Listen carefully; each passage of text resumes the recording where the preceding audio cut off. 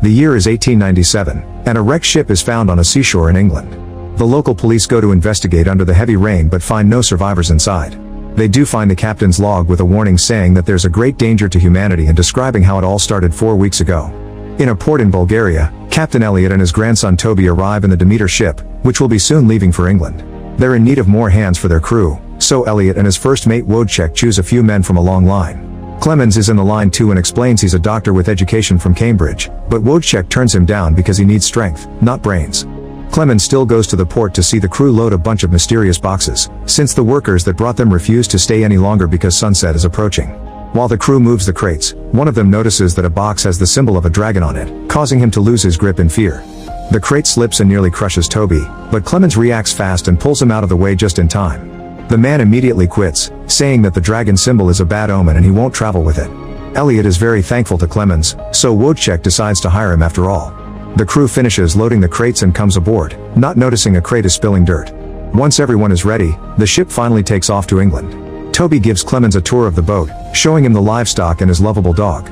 He also teaches him to knock on the wood if there's any trouble because it can be heard all the way from the bunks. In the evening, while the crew sings and dances together, Elliot informs Wojciech that when they reach London, he's retiring to be with his family so Wojciech will be the new captain. Meanwhile, one of the crates begins to shake and something mysterious moves inside. Afterward, the crew has dinner together and discusses what they'll do with their money. Clemens says he wishes to understand the world. Suddenly the dog starts barking and Toby rushes to check on the animals, who are screaming in fear. It makes Toby worry, but Clemens assures them the animals are just nervous because they sense a storm is coming. They begin to cover the cages with sheets, but at that moment, a strong wave hits the ship and causes a crate in the cargo hold to fall. While Toby goes to alert the others, Clemens checks the cargo hold and finds an open crate with a pile of dirt that fell from it. All of a sudden, something moves in the dirt. It turns out to be a woman who is barely breathing. Clemens immediately takes her to a room to take care of her and administer blood transfusions to keep her stable, although some crew members think they shouldn't be helping a stowaway who may be carrying an illness. After doing all he can for the woman, Clemens leaves Toby watching over her and leaves the room, only to meet disapproval from the rest of the crew who think women on ships are bad omens. In the cargo bay, the dragon crate opens to reveal a horrible creature that checks the dirt and is disappointed to see the woman missing. On the deck, Olgarin is keeping watch, and when he uses his spyglass to look at the sea, he suddenly sees the creature, but it's gone by the time he puts the spyglass down. At that moment, Clemens also sees a weird figure on the deck, and when he calls for Olgarin, nobody answers. Clemens knocks on the wood and comes closer, only to suddenly be startled by Olgarin, who says there's something out there. Meanwhile, the dog barks at some weird presence in the animal hold. Moments later, Joseph comes to check on the animals and is shocked to discover they're all dead, including the dog. The crew gathers to discuss who may have done this, and when Petrovsky insists the woman is bringing bad luck, Clemens points out the woman is too weak to move and Wojciech must reluctantly agree. Elliot wonders if they should make port, but the crew refuses because they would lose their bonus pay. Then Elliot wonders if humans can catch whatever this animal malady is, and when Clemens says no, Elliot orders the crew to dispose of the meat. Petrovsky thinks the animals look wounded, not sick, and implies Clemens may have done it since he's the only stranger beside the girl. When Clemens attempts to retaliate, Larson holds a knife at him to keep him at bay. Olgarin ends the discussion by saying no human did this and there's something evil in the ship. In the meantime, the woman is having nightmares while the creature hides in the ship whispering her name, Anna. The next morning, the crew throws the animals into the sea. Toby is devastated over the loss of his pet and because he was entrusted by Elliot to look after the animals, but Clemens comforts him. When the storm finally arrives with a very strong wind, the creature uses the darkness to sneak around the ship. Days pass and the crew thinks the storm is a bad omen too. Clemens keeps taking care of Anna, who is starting to stay awake for a few moments at a time and talks to Toby. Apparently she keeps repeating the word feed. One night, Clemens can't sleep and bumps into Joseph, who has noticed things are too quiet. He's checked all the rooms and discovered that all the rats are gone, which can't be a good sign.